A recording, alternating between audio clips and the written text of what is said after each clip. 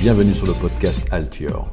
Ici, on parle IoT, stratégie, développement, production de smart devices. Bonjour, je suis Yannis Cotard, président d'Altior. Bienvenue dans cette saison chef d'entreprise, pourquoi franchir le pas de l'IoT.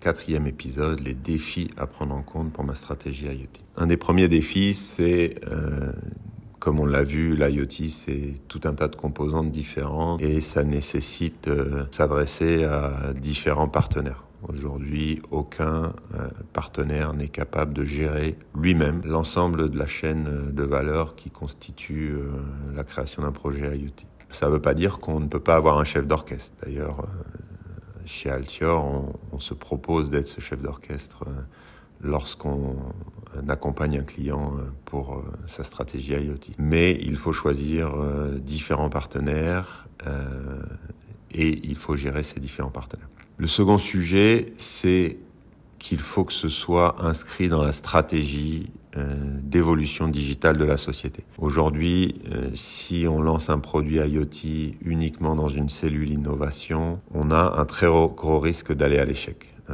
On est sur la création de produits complexes. Comme on l'a vu, on parle d'expérience utilisateur et de la façon dont on interagit avec l'objet. Que ce soit pour un projet grand public ou un projet industriel, c'est la même chose.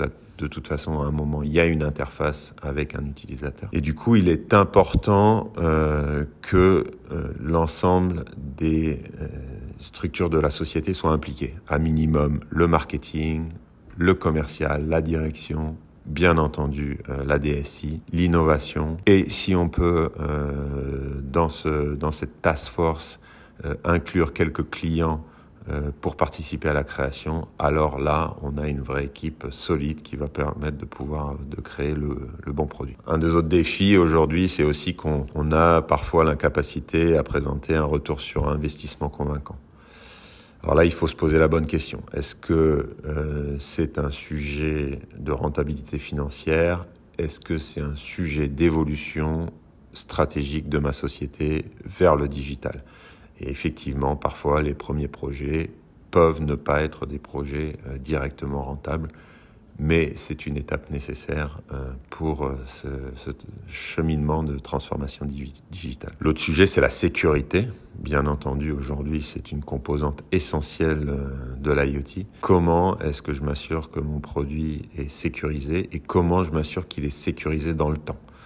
Ça, c'est un vrai challenge. Et puis ensuite, c'est l'intégration de données disparates, puis surtout la restitution de ces données. Comment je restitue ces données aux différents services pour qu'elles soient exploitables. Voilà parmi les plus grands défis que sont dans les projets IoT.